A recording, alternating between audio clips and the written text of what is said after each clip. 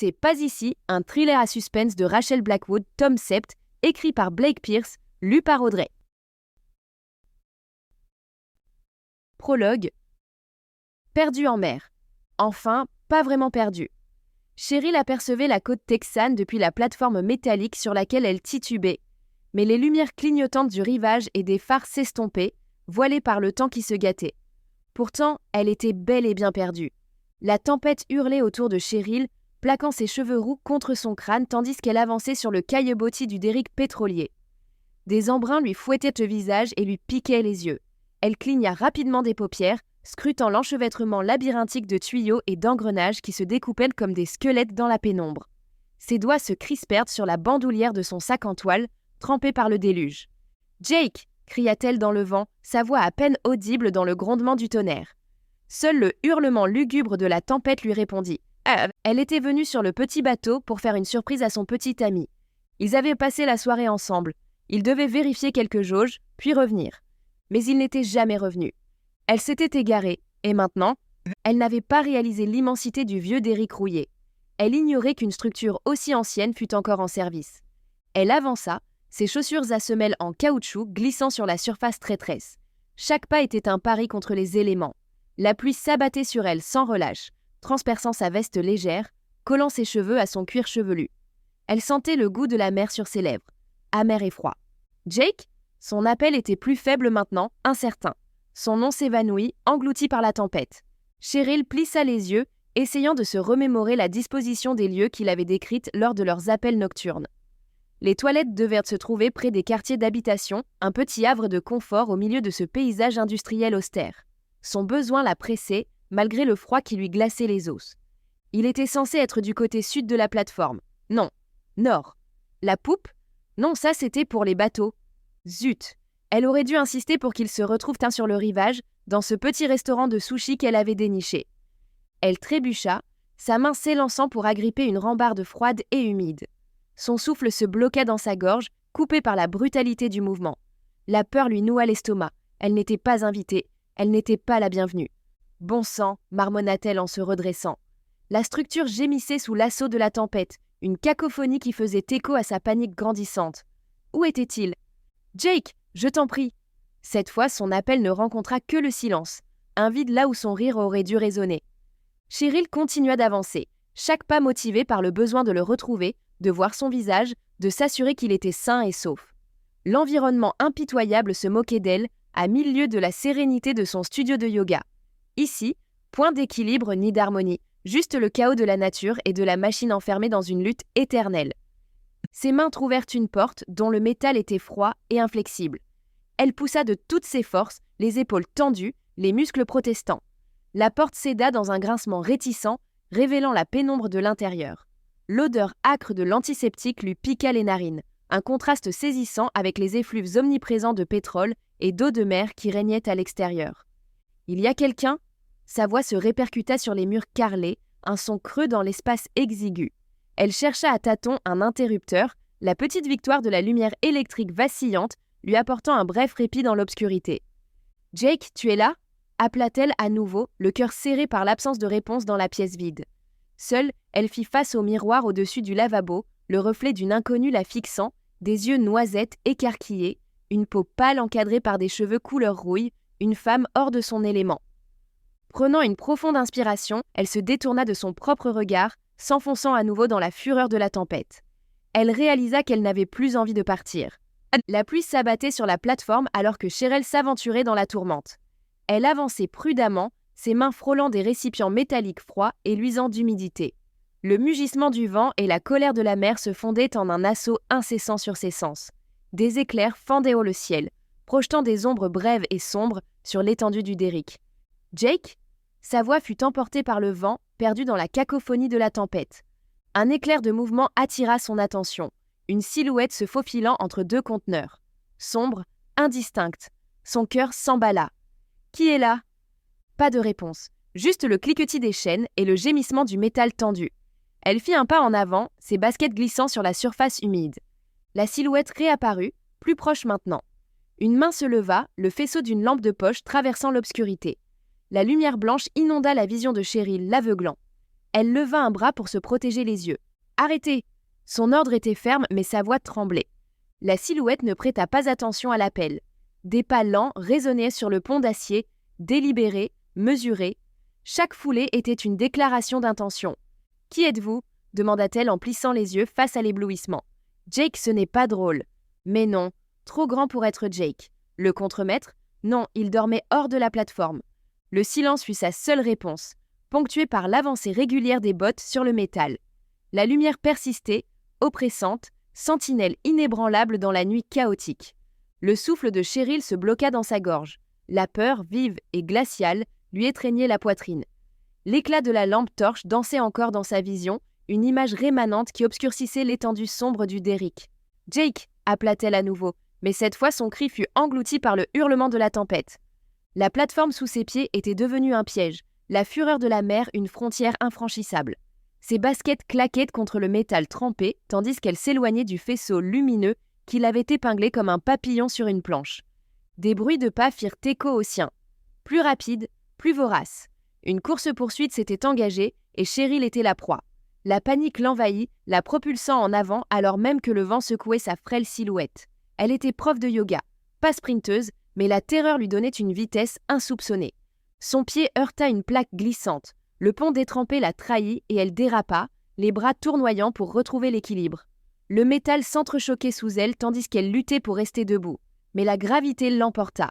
Elle tomba à genoux, l'impact la secoua. L'odeur de l'huile, épaisse et âcre, lui assaillit les narines. Elle se mêlait à la saumure de la mer, un cocktail nauséabond qui emplissait ses poumons. « Au secours !» Le mot jaillit de ses lèvres, un son désespéré et rauque. Elle se releva, ignorant la brûlure de sa peau écorchée. Derrière elle, les pas ne ralentissaient pas. Son poursuivant était implacable, nullement découragé par les conditions difficiles. Elle trébucha, heurtant le sol. La lampe torche de la silhouette l'éclaira, tel un projecteur. Les paumes de Cheryl se pressèrent contre le métal froid et humide, alors qu'elle se redressait. Sa respiration était saccadée, chaque halètement lui déchirait les poumons. Son cœur battait avec une telle férocité qu'il couvrit le hurlement de la tempête pendant un bref instant. Il fallait qu'elle bouge, qu'elle s'échappe. Elle s'élança, ses semelles en caoutchouc glissant sur la plateforme détrempée. Chaque pas était un pari contre la gravité, chaque mouvement un défi à la surface traîtresse sous ses pieds. La silhouette derrière elle, une ombre imposante dans la tempête, gagnait du terrain. La pluie s'abattait sur son visage, chaque goutte comme une aiguille contre sa peau. Elle cligna des yeux, plissant le regard malgré le déluge. L'océan rugissait sa fureur, les vagues frappant les pieds du derrick pétrolier dans un fracas assourdissant. Les embruns salés se mêlaient à la pluie, piquant ses yeux, brouillant sa vision. Où était Jake ? Puis elle trébucha sur quelque chose. Là, sur le sol, quelque chose de chaud, luisant de rouge. L'odeur de l'huile était teintée d'un relent cuivré. Elle baissa les yeux et la lampe torche éclaira le cadavre à ses pieds. Ses yeux s'écarquillèrent. Elle reconnut ses grands yeux sans vie, ses cheveux noirs et la petite cicatrice au-dessus de sa lèvre, souvenir d'un tacle de football qui avait mal tourné. Jake ? Son cou était tranché. La vue du sang, miroitant sous la lumière crue, la bouleversa. L'estomac de Cheryl se noua violemment, son cœur cognant contre ses côtes. La flaque écarlate sous le corps inerte de Jake était un témoignage glaçant de la violence qui s'était déchaînée. Elle resta figée, les lèvres entr'ouvertes en un cri silencieux. Ses doigts s'étirèrent vers lui, voulant nier la réalité contre laquelle son esprit se rebellait. Non, la dénégation s'échappa de ses lèvres tremblantes, à peine audible dans le vacarme de l'orage. Mais alors que la pluie la submergeait, se mêlant à ses larmes, elle ne pouvait plus nier l'horrible réalité qui gisait à ses pieds. La panique lui étreignit la poitrine, aiguë et déchirante. Elle se détourna du corps de Jake, incapable de supporter cette vision. Son regard balaya la plateforme, cherchant désespérément une échappatoire. Mais il n'y avait nulle part où fuir. La tempête avait transformé le derrick pétrolier en prison. Puis elle les entendit à nouveau, ses pas décidés qui se rapprochaient. Le cœur de Cheryl battait comme un tambour de guerre dans sa poitrine. Après un dernier regard à la forme inanimée de Jake, elle se força à courir une fois de plus, sachant pertinemment qu'elle était désavantagée sur ce terrain glissant. L'odeur de l'huile s'intensifiait à mesure qu'elle s'éloignait du corps de Jake, mais elle ne pouvait chasser de son esprit l'image de ses yeux sans vie qui la fixaient. Son visage hantait chacun de ses pas. Soudain, une silhouette surgit devant elle. Il avait fait le tour. Elle le heurta de plein fouet et s'effondra au sol. Une grande silhouette menaçante se dressait au-dessus d'elle. Elle voulut supplier, mais les mots restèrent seulement coincés dans sa gorge. Son cri déchira l'air, puis s'éteignit brusquement, ne laissant qu'un silence pesant. Chapitre 1er. Le crissement des bottes de Rachel Blackwood sur le gravier résonnait alors qu'elle s'approchait de la caravane délabrée. Elle avait laissé son badge et son arme, ne portant qu'une longue veste et un chapeau blanc incliné vers l'arrière, dont le bord projetait une ombre sur ses épaules. Elle sentait les regards peser sur elle à mesure qu'elle avançait vers la caravane, stationnée sur le terrain revendiqué par la commune hors réseau. Une mère d'yeux méfiants suivait chacun de ses pas, leurs regards assez acérés pour trancher la chaleur suffocante du Texas. Sa présence déstabilisait la communauté comme un rapace survolant un champ de lapins apeurés. Ils l'épiaient depuis l'abri de leur propre caravane ou près des ruches alignées le long de la rangée d'arbres. Le bourdonnement des abeilles flottait dans l'air. Rachel remarqua les alignements de ruches entourées d'un treillis de jasmin. Quelques enfants couraient entre les rangées, leurs rires insouciants tranchant avec la tension ambiante, leurs pieds nus soulevant de petits nuages de poussière. Rachel scruta leurs visages, mais aucun ne correspondait aux hommes qu'elle recherchait. Son attention se porta sur la zone au-delà des ruches, où se trouvait une installation aquaponique. L'odeur âcre du poisson flottait jusqu'à elle. Ses yeux perçants distinguèrent les silhouettes de tilapias nageant dans l'eau claire de plusieurs grands réservoirs, et elle aperçut une femme penchée sur l'un d'eux, un filet à la main. D'un côté, des parcelles de légumes s'épanouissaient dans une splendeur verdoyante, nourries par l'eau des bassins à poissons. Rachel vit des tomates mûrir sur pied, des asperges percer le sol et des blettes aux feuilles d'un vert profond et aux tiges arc-en-ciel. Elle repéra un autre groupe dans un coin, travaillant sur une éolienne de fortune. Un vieil alternateur de voiture, des tuyaux en PVC, ils avaient en fait avec les moyens du bord. Elle enregistra rapidement tous ces détails, habituée à étudier le terrain avant d'entreprendre une traque. Son regard revint sur la caravane. Rouillée et battue par les intempéries, elle trônait comme une relique obstinée dans la clairière, ses fenêtres obscurcies par la poussière. Rachel percevait tout cela, les barrières invisibles, les jugements silencieux, les défis inexprimés. Une goutte de sueur coula le long de sa mâchoire, mais elle ne l'essuya pas. Son regard restait fixé sur la porte métallique qui la séparait de ce qu'elle était venue chercher. Les frères John Redbear et Joseph Whitecloud avaient vécu dans la réserve de ses parents. Selon le shérif Dawes, ils étaient impliqués dans leur mort. Seul problème, ils s'étaient volatilisés. Il avait fallu près de 3 semaines à Rachel pour retrouver leurs traces. Mais en tant que chasseuse de primes chevronnée, travaillant désormais pour les Rangers, Rachel avait un don pour traquer les proies les plus insaisissables. Rien ne garantissait cependant leur présence ici. Malgré son examen minutieux des lieux, elle ne repérait rien de concluant. Elle nota la présence de quelques personnes à la peau mate parmi les membres de la commune, mais la plupart étaient motés blancs. Un obstacle de plus ? Avec son teint olivâtre, héritage de ses origines métisses, Rachel restait vigilante face aux imprévus qui échappaient à son contrôle. Soudain, la porte de la caravane s'ouvrit avec fracas, ébranlant les murs fragiles. Le bruit fit sursauter les spectateurs. De l'intérieur obscur émergea une silhouette, les mains sur les hanches, ses cheveux gras collés aux tempes. L'irritation creusait des sillons profonds sur son front, sa bouche figée dans une moue. Dans ses yeux couvait une tempête, prête à se déchaîner à la moindre provocation. La femme devait être d'âge mûr, mais la dureté de la vie l'avait vieilli prématurément. Des rides profondes sillonnaient son visage buriné par le vent, sa peau tannée par des années d'exposition au soleil impitoyable du Texas, lui donnant l'aspect du cuir. Ses joues creusées étaient striées de saleté et de sueur, lui conférant un air aussi âpre que le terrain environnant. Malgré l'usure, il émanait d'elle une force inébranlable, une férocité dans le regard qui défiait quiconque de s'opposer à elle. Sa dentition laissait également supposer qu'elle ne faisait guère confiance au dentiste. Ses vêtements pendaient sur sa silhouette maigre, une veste en jean délavée sur une chemise en flanelle verte élimée, un jean usé taché de différentes nuances de bleu. Des bottes de travail couvertes de sable complétaient l'ensemble. De la poche avant de sa veste dépassait une paire de gants de jardinage, un pouce en saillie, comme un drapeau revendiquant un territoire, indiquant qu'elle avait travaillé dur avant l'arrivée de Rachel. Rachel scruta ses yeux et y trouva des similitudes avec ceux de sa tante Sarah. Toutes deux portaient la même lassitude d'un monde endurci par des décennies d'adversité. « C'est vous l'invité dont Elisa nous a parlé ?» lança la femme en crachant sur le côté et en ajustant ses gants de jardinage. Rachel acquiesça d'un simple hochement de tête. Elle n'était pas du genre à gaspiller des mots quand un geste suffisait. À son avis, la plupart des gens parlaient en trop. Pourtant, cette pensée lui évoqua son partenaire, Ethan Morgan. Il avait certes la langue bien pendue, mais elle appréciait sa façon de s'exprimer. Sans doute parce qu'elle l'aimait bien. « Comment vous appelez-vous alors » demanda la femme âgée d'un accent traînant du sud. « Rachel Blackwood » répondit-elle d'une voix ferme, sans la moindre hésitation. La femme se pencha en avant, plissant les yeux, jaugeant Rachel avec l'attention d'un prédateur. La communauté, observant la scène depuis divers endroits, retint son souffle. Un silence pesant s'installa, la méfiance de la femme flottant dans l'air comme la poussière autour d'eux. Rachel connaissait bien ce regard, ce plissement soupçonneux des yeux, cette posture rigide.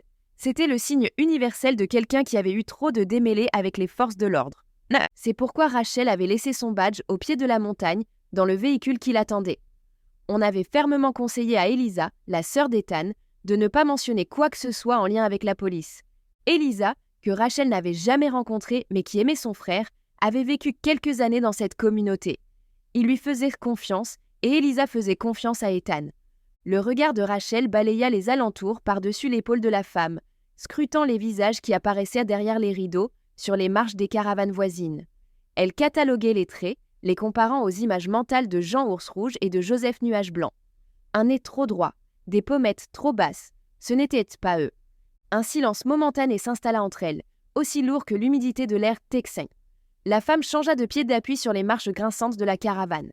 Elle évalua Rachel d'un œil sceptique avant d'acquiescer à contre-cœur. Elle but une gorgée d'un bocal qui empestait l'alcool frelaté. « Elisa dit que tu es réglo », grommela la femme, les coins de sa bouche se tordant en une grimace qui n'était pas tout à fait un sourire. « Elle dit que tu l'as aidée une fois. » Rachel acquiesça d'un mouvement sec. « Je l'ai aidée quand elle en avait besoin », confirma Rachel. Sa voix était posée, ne trahissant en rien la tension qu'elle ressentait sous le regard attentif de la communauté. La matriarche étudia Rachel pendant un long moment, pesant peut-être la parole d'Elisa contre son propre jugement. Finalement, elle recula, laissant la porte de la caravane entr'ouverte derrière elle. « Admettons que tu veuilles rester un moment, » dit-elle sans embâge. « Qu'est-ce que tu peux apporter à notre communauté ?» Rachel résista à l'envie de scruter à nouveau les passants. Au lieu de cela, elle se concentra sur la matriarche. « Je suis chasseuse », déclara-t-elle simplement. Pas besoin d'en rajouter. Ses compétences parleraient d'elles-mêmes et le savoir-faire en matière de survie était monnaie courante ici. Vraiment, le ton de la femme était dubitatif mais intrigué. Tout à fait. La réponse de Rachel était ferme. Elle avait traqué bien plus que du gibier dans sa vie. Un ricanement s'échappa du porche ombragé de l'autre côté de la rue. Un homme corpulent s'appuyait contre un poteau en bois, les bras croisés sur un débardeur taché qui moulait son ventre proéminent. La lumière du soleil faisait miroiter le fusil de chasse qu'il tenait. Ses yeux, petits et calculateurs, étaient rivés sur Rachel. La matriarche déclara « C'est le meilleur tireur du coin ». Sa voix porta dans l'air immobile, tandis qu'elle désignait l'homme d'un mouvement du menton. Il s'appelle Karl. Le regard de Rachel se posa sur Karl, qu'elle salua d'un signe de tête. La chaleur pesait sur ses épaules, une chape de tension s'abattant sur la scène. « Bon à savoir », dit-elle laconiquement. Son esprit réfléchissait déjà à la suite, évaluant la situation. C'était une opportunité, un test de compétence, peut-être un moyen de s'intégrer. Sa couverture était qu'elle voulait rejoindre la communauté. Elle avait besoin d'informations. Elle devait retrouver Joseph et John. « Tu veux prouver ce que tu vaux ?» lança Karl depuis le porche de l'autre caravane. Sa voix était un défi teinté de moquerie, ses yeux ne quittant jamais Rachel. Les coins de la bouche de Rachel tressaillirent, esquissant un sourire. « Voyons ce que tu as dans le ventre. »« Un concours de tir alors » annonça la matriarche. La perspective d'un divertissement rompant la monotonie de la journée semblait la réjouir. « Ça me va !» La réponse de Rachel fut immédiate, sans hésitation. Elle connaissait ce jeu, elle le connaissait bien. Il ne s'agissait pas seulement de chasser, mais de faire ses preuves. Gagner la confiance par le partage des compétences, par le langage tacite de l'habileté qui transcende les mots. Cela lui permettrait de lever le voile, de poser des questions, de se rapprocher de ce qu'elle était venue chercher. « Il était temps », dit Karl, son ricanement ayant disparu. Il ne restait plus que l'anticipation. Un test, un spectacle. Et pour Rachel, une porte qui s'ouvrait. La poussière s'élevait sous les pas empressés des gens qui émergèrent de l'ombre de leur caravane. Les portes grinçaient et claquaient, leurs gonds protestant, tandis que les regards, plissés de méfiance ou écarquillés de curiosité, convergèrent vers la clairière où se tenait Rachel. La communauté s'approchait lentement, attirée par le spectacle imminent comme des papillons de nuit par une flamme. La matriarche lança un cri qui trancha net les murmures de la foule. Le silence s'installa aussitôt. Obéissant, ils formèrent un demi-cercle irrégulier autour de Rachel et Karl. Le soleil était impitoyable, projetant des ombres qui découpaient le sol en damier clair-obscur. Une table apparut comme par magie, 2 fusils posés sur sa surface usée par les éléments. Le bois était marqué, témoin muet d'innombrables défis relevés ici de la même manière. La main de la matriarche effleura les armes avant d'en saisir une et de la tendre à Rachel d'un signe de tête qui pouvait être interprété comme du respect ou un défi. « Ton outil », dit-elle d'une voix plate mais lourde de sens. Rachel s'avança, ses bottes foulant doucement le sol. Elle accepta le fusil, ses doigts se refermant sur la crosse usée. Un poids à la fois familier et étranger, une arme semblable à la sienne, mais différente. Elle le porta à son épaule, regardant le long du canon. Son œil exercé décela une anomalie, subtile mais bien réelle. Le viseur était déréglé, trafiqué. « Un problème ?» demanda Karl, un sourire narquois aux lèvres. « Aucun. » La voix de Rachel n'était qu'un murmure, à peine audible au-dessus du souffle collectif des spectateurs. Elle ajusta la mire d'un geste expert, une infime torsion pour la remettre d'aplomb. Aucune plainte ne franchit ses lèvres. Révéler une faiblesse n'était pas dans ses habitudes, ni ici, ni ailleurs. Karl souleva son fusil, jumeau de celui de Rachel, la crosse calée contre sa joue rebondit. Il plissa les yeux en visant, mimant la concentration, image même de l'assurance pour la foule. Rachel se dirigea vers sa cible, le fusil calé dans le creux de son bras. Son pouls battait dans ses veines, rythme régulier qui faisait écho au chuchotement se propageant parmi les spectateurs. Elle attendait, calme, impassible. La matriarche hurla, prêt, sa voix portant la finalité du marteau d'un juge. Les hors-la-loi se penchèrent en avant, leur attention collective pesant comme une chape sur les épaules de Rachel. C'était plus qu'un simple concours, c'était un rituel, un rite de passage joué sous le ciel impitoyable du Texas. Un coup de feu déchira le silence. La première balle de Karl transperça le centre de sa cible, un tir parfait. 100 mètres plus loin, un épouvantail de paille. Et peut-être n'était-ce que son imagination, mais on aurait dit qu'il portait un vieil uniforme de police élimé. Des murmures ondoyèrent dans la foule comme des vaguelettes sur un étang. « Joli tir !» dit Rachel d'une voix ferme et sans ironie. « À ton tour !» répliqua-t-il, le coin de sa bouche se tordant en un sourire confiant. Rachel épaula son fusil, la crosse fermement appuyée contre son épaule. Ses yeux se plissèrent, fixés sur la cible. Elle expira lentement, le monde se réduisant à un seul point dans sa vision. La détonation brisa le silence. Son tir fit écho à celui de Karl, en plein cœur. Des applaudissements fusèrent en arrière-plan. Rachel rechargea. Deuxième tir de Karl. Sa confiance vacilla, la balle frôlant le centre. Néanmoins, c'était impressionnant. Régulier, nota-t-elle, reconnaissant ses compétences. Voyons voir ce que tu vaux, la défia Karl, lui passant le relais de la pression. Une autre respiration, un autre rétrécissement du monde. La deuxième pression de Rachel sur la détente fut une danse familière. La balle traversa le même trou que la première. Aucune déviation, la précision incarnée. « Putain !» marmonna quelqu'un parmi les caravanes. Le dernier round. Le moment s'étira, tendu comme un fil. Karl tira. Encore une fois, il manqua le centre d'un cheveu. Bon, mais pas tout à fait à la hauteur de ses capacités. « Le dernier, Ranger !» dit-il, une lueur de respect perçant à travers sa bravade. Rachel acquiesça en silence. Elle leva son fusil. Son cœur battait comme un métronome dans sa poitrine. Ce tir comptait à plus d'un titre. Elle visa. Pas au centre cette fois. Une décision réfléchie. Son doigt se crispa sur la détente. Le fusil donna un coup de pied. La balle frappa juste à l'extérieur de l'amas de trous, un raté intentionnel. Un souffle collectif s'éleva dans l'assistance. « Presque !» dit Karl d'un ton plus doux à présent. Une lueur de camaraderie brillait dans ses yeux. « Ça aurait pu être mieux !» concéda Rachel avec un haussement d'épaule, sa fierté mise en sourdine. Elle rendit le fusil à son propriétaire. L'homme rondouillard le prit, examina le canon, puis croisa son regard. Elle n'avait pas cherché à l'éclipser complètement, et cela en disait long. « Beau tir !» admit-il en hochant la tête. « Merci !» dit-elle sincèrement. Ici, le respect était une monnaie d'échange, et peut-être, juste peut-être, en avait-elle gagné un peu. La matriarche attira son attention. Un froncement de sourcils se dessina. Quelque chose d'implicite passa entre elles. La poussière retomba autour du champ de tir improvisé, les particules dansant dans la lumière du soleil déclinant. Rachel sentit le poids du fusil s'alléger contre son épaule lorsqu'elle le rendit. Des doigts calleux effleurèrent les siens, un remerciement silencieux. « Où t'as appris à tirer comme ça ?» La voix de l'homme corpulent brisa le silence qui régnait dans la foule.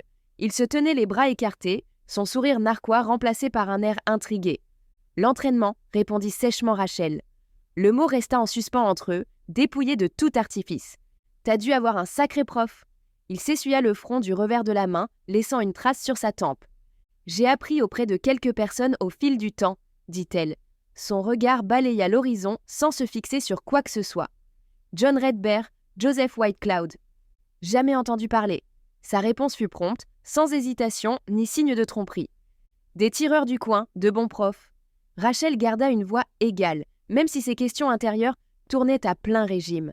Elle nota l'absence de reconnaissance, le manque d'une lueur dans ses yeux. Ça doit être du solide si ça t'a appris à tirer comme ça tout en restant modeste. Un gloussement lui échappa, un son qui rebondit sur les caravanes et attira à nouveau des regards curieux. Peut-être. Rachel se permit un hochement de tête, sa propre curiosité la rongeant. Le froncement de sourcils de la matriarche un peu plus tôt s'était gravé dans son esprit.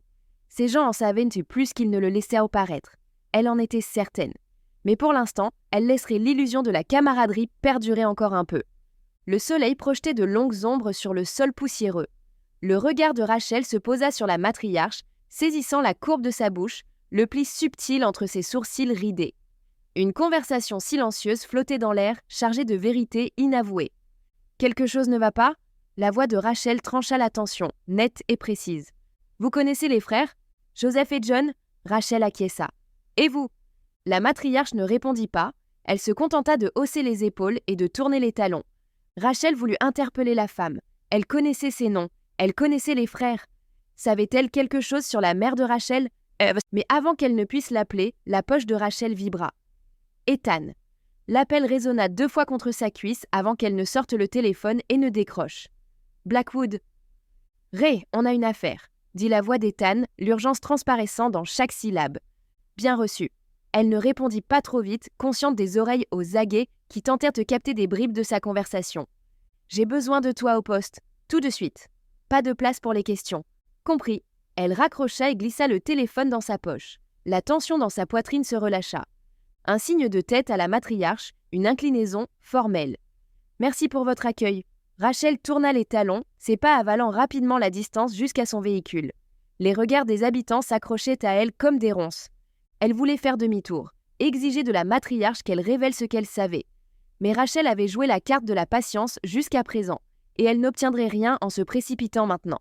Alors qu'elle approchait de son véhicule, le soleil miroitait sur les vitres, l'éblouissant. Elle saisit la poignée, s'arrêtant pour jeter un coup d'œil par-dessus son épaule vers la commune isolée. La matriarche l'observait, les yeux plissés et les lèvres pincées. Rachel croisa son regard, le soutint encore un instant avant de se glisser sur le siège conducteur. Le moteur rugit sous son contact, la familiarité suintant de son grondement régulier. Elle jeta un dernier coup d'œil à la commune avant de s'éloigner, laissant un nuage de poussière dans son sillage. Ses pensées tourbillonnaient tandis que le paysage défilait, mais elle continuait à réfléchir tout en conduisant. La matriarche savait quelque chose, Rachel en était certaine. La reconnaissance du nom était là. Faible mais indéniable. Et puis cette fuite, ce n'était pas grand-chose, mais c'était suffisant. Sa poigne se resserra sur le volant tandis qu'elle empruntait les chemins de terre pour retourner vers la civilisation. Elle repassait la rencontre en boucle dans sa tête, chaque regard, chaque mot échangé. Jean Ours Rouge et Joseph Nuage Blanc, ces noms signifiaient quelque chose pour la matriarche, même si elle refusait de l'admettre. Elle saisit à nouveau son téléphone et composa le numéro d'Ethan. Il décrocha après une sonnerie, le toujours fiable Ethan Morgan. « J'arrive. Tu as prévu du café ?»« Non, on se retrouve sur la côte, » répondit-il. « On pourra en trouver là-bas. » Reçu. Derrière elle, la communauté retournait à ses secrets, au silence qui la protégeait du monde extérieur. Mais Rachel emportait avec elle un fragment de ce silence, un froncement de sourcils gravé dans sa mémoire, la promesse de réponse à venir. Mais pour l'instant, d'autres prédateurs devaient être traqués. Chapitre 2.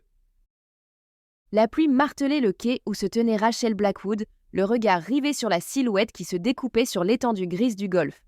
Ethan Morgan se retourna à son approche, les épaules crispées. Leurs yeux se croisèrent dans un échange silencieux lourd de sens. Pas un mot ne fut échangé. Un simple hochement de tête suffit pour signifier qu'ils étaient prêts à embarquer sur le petit navire qui tanguait au bord du quai. Le moteur du bateau gémit, fendant les vagues agitées d'un grondement régulier. Rachel se recroquevilla sur son siège, les embruns glacés lui fouettant le visage à chaque crête. Elle plissa les yeux face à l'assaut des éléments, agrippant la rambarde d'une main crispée. À ses côtés, Ethan rajustait sa fidèle casquette de baseball contre la pluie battante, le visage tendu par la concentration. Sa main effleura doucement le bras de Rachel. Il scruta son regard un instant. « Tu as trouvé quelque chose ?»« Je crois bien, » murmura-t-elle, consciente que le pilote des gardes-côtes, à quelques mètres de là, pouvait les entendre. Mais il faudra... Nous espérons que vous avez apprécié cet aperçu. Pour continuer à écouter ce livre audio sur Google Play Livres, utilisez le lien dans la description de la vidéo.